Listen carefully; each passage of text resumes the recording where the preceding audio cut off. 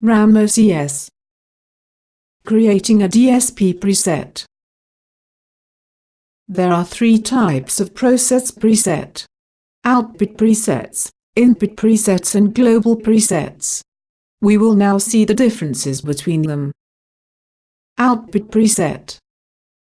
The internal DSP of the amplifier includes an output section for each individual channel.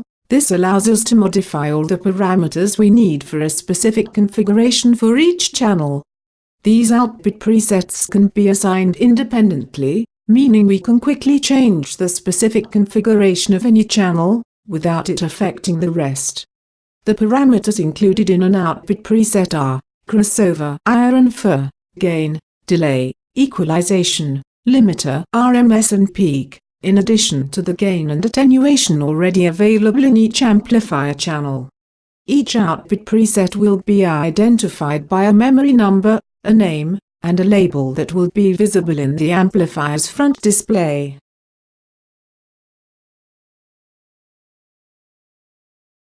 Input preset. The DSP includes an input section for each XLR input of the amplifier. This allows us to modify all the parameters we need for the specific configuration of each input.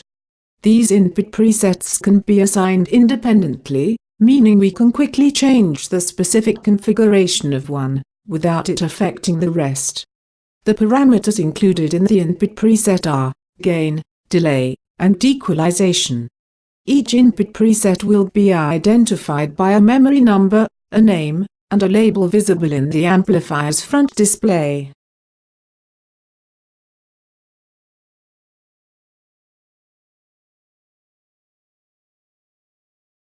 Global preset. A global preset is basically a specific combination of output and input presets. At the same time, it defines a specific route between input and output, as well as the type of input to be used, analogical or digital, and also defines the bridge configuration of the amplifier section. Therefore, a global preset enables us to define a global configuration for the amplifier, which then allows for fast, simultaneous changes to be made to all of the input and output parameters at the same time. Each global preset will be identified by a memory number, a name, a combination of the numbers of input-output presets used, as well as the assignation of a DSP route section. Additionally, a global preset can include informative comments defined by the user. To create any preset type, we need to use the blue tabs on the amplifier window. These include DSP Edit for a global addition of the presets, gain to assign gain to both input and output, delay to assign delay to both input and output, PEQ to modify input equalization, XIR to define crossover standard, XFIR to define FIR crossover, PEQ out to modify output equalization, RMS DIN to configure the RMS limiter, and peak DIN to configure peak limiters.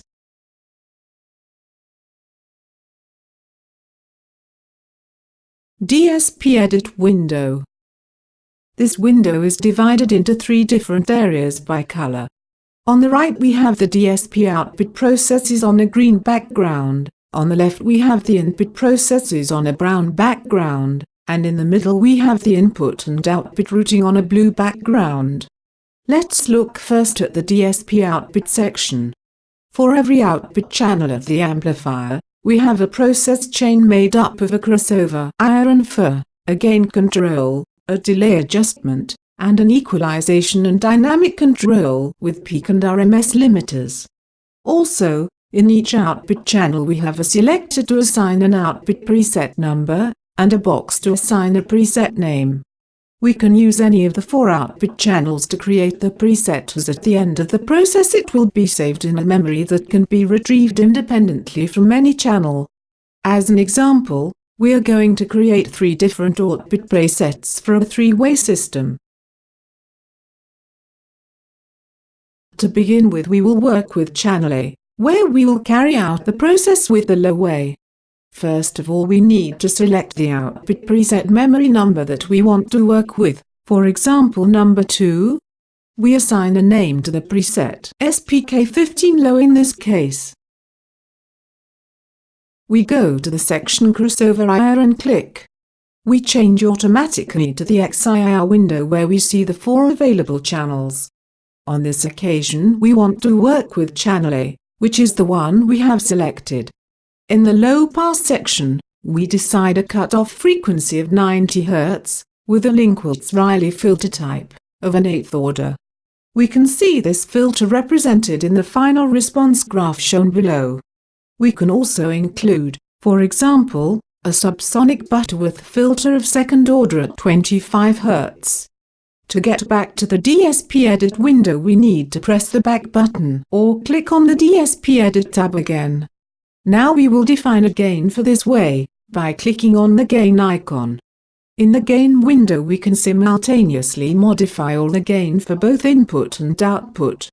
In our case the gain we want to configure is that of output in channel A, which is the one selected by default. We define a gain of more than 6 dB, either by sliding the fader, turning the mouse wheel, or typing directly. If we click on the fader with the right button, we directly fix a gain of 0 dB. In this window we can also configure a phase inversion, or mute the channel altogether. Also, when we activate the function Monitor Online on the amplifier menu at the top, the VU meter will indicate the level of DSP output signal towards the amplifier. The small inverted VU meter will indicate the limitation limit when configuring the limiters. In this same window we also have the indicator of the total output gain, which is given by the sum of the input and output gain, together with any other virtual gain that exists in the process defined in the control groups that we will see later. This indicator of total gain will light up in red if the output is muted, and in orange if there is a phase inversion at the end of the full process. Let's go back to the DSP edit window. We will now configure the delay already present in the channel. We click on the corresponding icon and change automatically to the delay window. Again we see the delay configuration of both input and output, in the same format as the gain window. The adjustment of channel A will give us the delay of our preset. We can introduce our delay directly in milliseconds or in meters, or through the fader. Now going back again to the DSP edit window, we click on the equalization window. In this window we have 15 different types of filter available, to enable the equalization of our output preset. We can select the channel with which we want to work. In our case channel A is already selected by default. We select the number of the filter we want to configure. We define the type of filter to be used, in this case of parametric Q constant, and we configure the frequency, Q, and gain of the same. We can do this by manipulating the faders, either by introducing numerical data, or by moving the cursor directly on the response graph. We can create as many equalization filters as necessary. We can select the desired filter directly, or use the number selector, or choose directly from the table. Using the icons Open and Save we can load or retrieve a complete equalization configuration saved in a specific equalization output file, if necessary. On this occasion, for example, we will load an equalization saved previously. We now click back to the main window to define the limiters. To begin with we need to click on the RMS limiter icon, and this will open the corresponding window. We can now define the limiter for channel A, and we have 2 modes available to control the dynamic RMS: compressor mode or limiter mode. On this occasion we select limiter mode, and we define the nominal impedance value for the speakers connected to this channel. Using this impedance value we can configure a value for the limiter directly in watts in this case, and we select an E of limitation that can be seen directly in the graph. In the information window we can check the maximum input of the amplifier in dBu, the gain currently configured in the amplifier, the impedance introduced previously, the maximum power configured, and the maximum output voltage of the amplifier. We have the option to configure the constants of the attack and release time of the limiter, but in this case we are going to let the system configure these values automatically. We now need to go back to the DSP edit window and click on the peak limitation icon. The window that now appears is very similar to the RMS limitation window, but with fewer parameters. We activate the peak limiter and configure the maximum peak in the new shape. In the information window we obtain the results, taking into account the impedance information obtained in the configuration of the RMS limiter. We now go back again to DSP edit. In this last step we need to add a 5-character informative label which will appear in the amplifier display on loading this preset in one of the outputs. Finally, we have all the data configured that define our low output preset. The only thing left to do is save this preset in our PC library, send it also to the amplifier library, and recall it for use in the current channel A of the amplifier. All these functions are carried out with the send button. It's important to remember that these 3 functions will be carried out simultaneously when we press send if there is an amplifier connected. It saves the preset in the current PC library, and also in the amplifier library. At the same time the preset is recalled to the current amplifier channel. The 5-character label we created for the preset will appear in the amplifier display under the corresponding channel and in the second line. So we can see that this preset has been loaded into the correct channel, in this case, channel A. Additionally, we can go to the library window and access the output preset section and see for ourselves that on preset number 2, we have our preset showing. Let's go back to DSP edit and see how this preset can also be added to channel B, for example. In channel B we select the preset number we want to load, in this case number 2. We click on load, which is marked in red, which informs us that the preset is not showing in the current configuration, and then we click on the send button to recall this preset to channel B. Now both channel A and channel B have the same number output preset loaded. We can see how both channels are now linked, which means any change made to one will be replicated in the other. For example, if we now go to the gain section and make a change, we can see how this change is replicated simultaneously in both channels. The same happens with all parameters. For example, if we create a new EQ filter, this will appear also in channel B. Also, when we click on the send button of either, the new information will be modified in both channels. For now, all the configurations made have been sent to the amplifier at the end of the process, but we haven't been listening to the changes made in real time. If we want to work in real time, we have to activate the real-time option from the amplifier menu. By clicking on this icon, we send the complete current configuration stored in the DSP edit window to the amplifier, meaning that the amplifier is synchronized with our PC from the actual on-screen configuration visible in the moment. At this point we will hear immediately the actual configuration we are working with. From now, any changes made to the process are reflected in the amplifier in real time and will sound directly from the speakers. It's important to remember that, whichever option we choose, we should always click on the send button after defining the presets so that the preset is stored in the library and can be retrieved at any time with the same configuration as set in real time. Lastly, we have the option of deleting the preset information completely by clicking on the channel's exclamation triangle button. We will now create presets for the mid-range waves in channel C and high in channel D.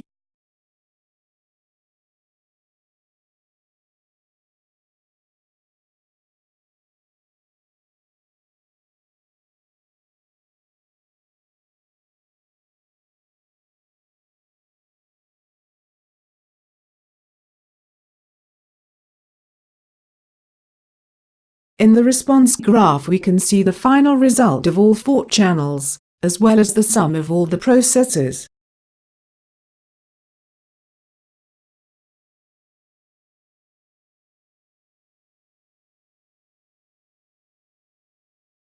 Input presets are created in the same way as output presets, with the only difference being that the only parameters to control are the input gain, the delay up to 341 milliseconds or 118 meters per channel, and the equalization control with 31 filters. We create, for example, an input preset in memory number 2, and we send it as before.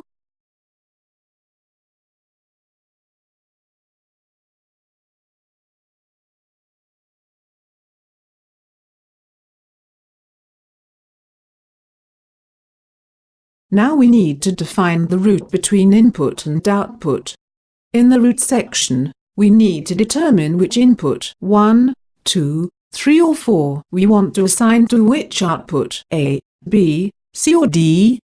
For example, in this case we will assign all channels to input 1. By pushing the send button in the route section we send this information to the amplifier. If we were working in real time, the routing information would be sent automatically on pushing the route buttons, without having to press send. By the end of this process we have managed to create 3 output presets and 1 input preset in our library. We have also sent this information to our amplifier library and saved them in the current amplifier memory. These presets can now be retrieved independently for each input or output from the amplifier itself at any time without a need for the PC software. Now, if necessary, we can define a global preset which allows us to save this configuration in just one preset, and therefore retrieve this combination of routes and presets quickly in a single action.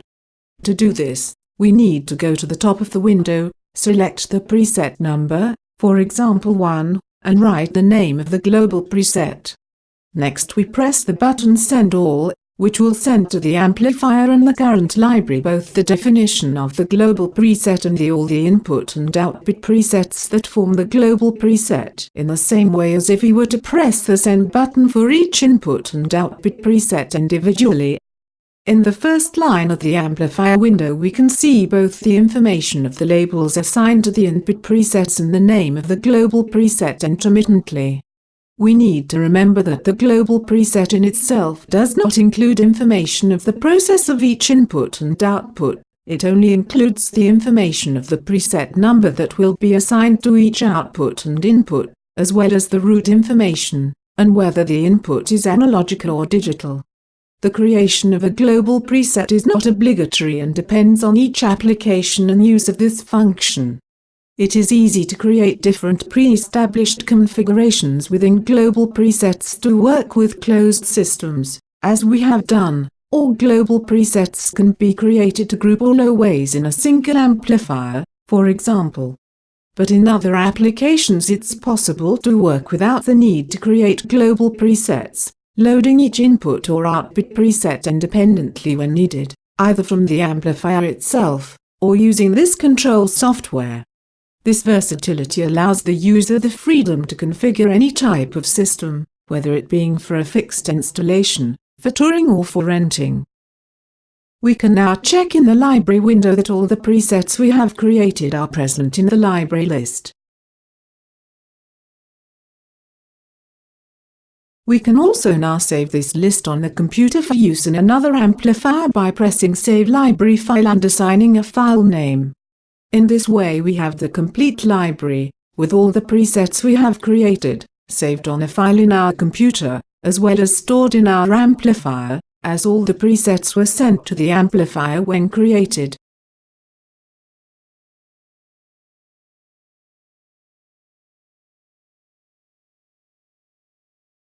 To send this configuration to a different amplifier, we have various options. The easiest option, if we only want to send this unique configuration, would be to send the global preset we have created. To do this, we need to open a new amplifier by double-clicking on it, load the library that we have just created, go to the library window, select the desired global preset and click on Send and recall selected preset. This button will send all of the information of the global preset, such as the input-output presets necessary for the configuration, and recall it as current. If we send the global preset using only the Send Selected Global Preset button, we will only send the information of the global preset to the amplifier library, without sending the individual presets that form this configuration. They would need to be sent separately from the input-output preset windows. Another way to send the global preset and all the input-output presets to be used would be to go to the DSP edit window and load the desired preset, then pressing Send All, in the same way we did when we created it. In any case, once we have a library with a large number of presets, the best option is to send the complete library using the button Send Library to AMP both in the library window and in the top menu. This way we will send all the presets in the PC library to the amplifier library, to be available for use at any time.